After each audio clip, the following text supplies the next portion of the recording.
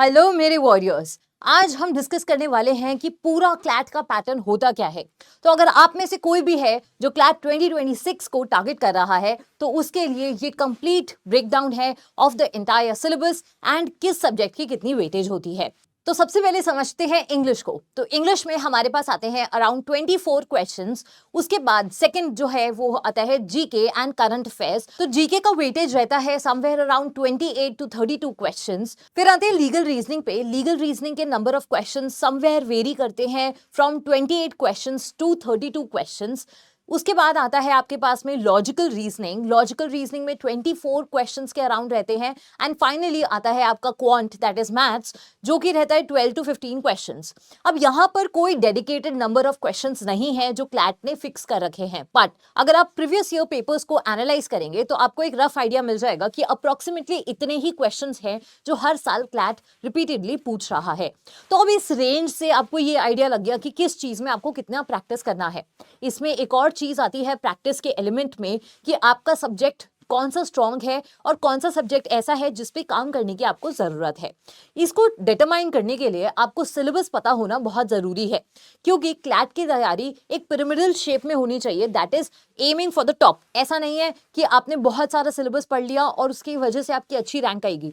You have to narrow the syllabus down and then bifurcate it according to what your weaknesses are and what your strengths are। उसके हिसाब से आप काम करिए so that you can achieve a good rank।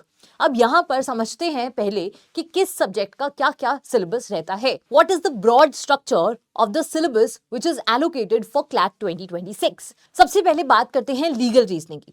तो legal reasoning में हमारे पास सबसे पहले आता है कॉन्ट्रैक्ट एक्ट, फिर है टॉर्ट्स, फिर है हमारे पास में हिंदू लॉ, मुस्लिम लॉ, कॉन्स्टिट्यूशन, आईपीसी। ये मेजर 6 लॉज हैं जो आपको आने ही चाहिए फॉर क्लैट एग्जाम।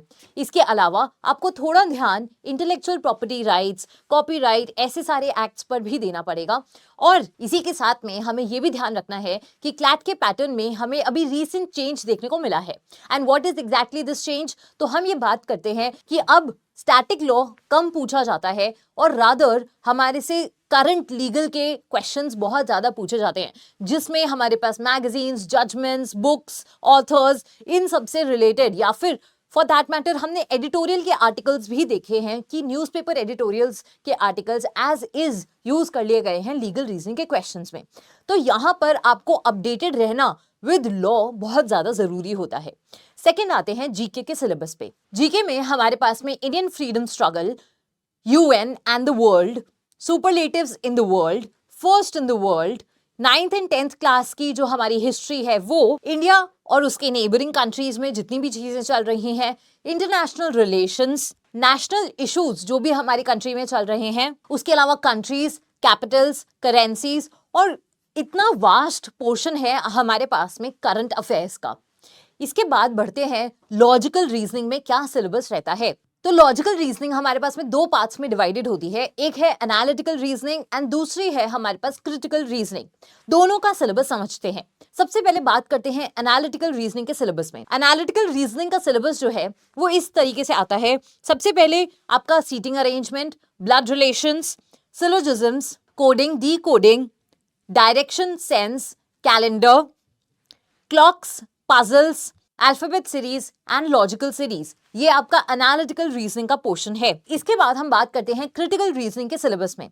तो क्रिटिकल रीजनिंग में हमारे पास आता है arguments, inferences, assumptions, strengths and weaknesses, agree disagree, main idea and the theme, question types and verbal reasoning. Next हम डील करते हैं इंग्लिश के सिलेबस से। तो इंग्लिश के सिलेबस में आपके पास आता है one word substitution, reading comprehension, idioms and phrases, word power made easy, antonyms and synonyms. Grammar के वो टॉपिक्स जो बहुत फ्रीक्वेंटली पूछे जाते हैं, जैसे कि tenses, voice, passive and active, narration, parts of speech, figures of speech, tones of passage, types of passage. ये कुछ टाइप्स हैं जो आपके क्वेश्चंस में आ सकते हैं फॉर इंग्लिश कॉम्प्रिहेंशन।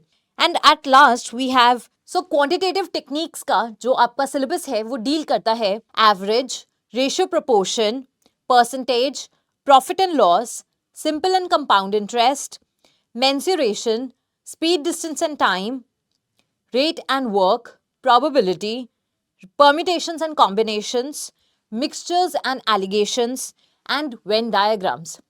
याद रखना ये सिलेबस जो है वो एग्जॉस्टिव नहीं होता है, इसमें थोड़े बहुत चेंजेस हमेशा होते रहते हैं। तो अब कैसे आप इसकी तैयारी कर सकते हैं, आपको बहुत सारे मॉक्स देने होंगे, आपको बहुत सारे गाइडेंस की भी ज़रूरत होगी। तो उसके लिए हमारे पास में PW की नेक्सस सीरीज़ है, आप उस सीरीज़ में एनरोल कर सकते हैं। It is absolutely free of cost. इसमें आपको टीचर्स की एक्सपर्ट गाइडेंस मिलेगी और बहुत सारे फीचर्स आपके पास अवेलेबल हैं इस बैच में। तो एनरोल कर लीजिए और अगर कोई भी आपका डाउट है आप कॉमेंट कर सकते हैं। नेक्स्ट वीडियो में मिलते हैं। All the best.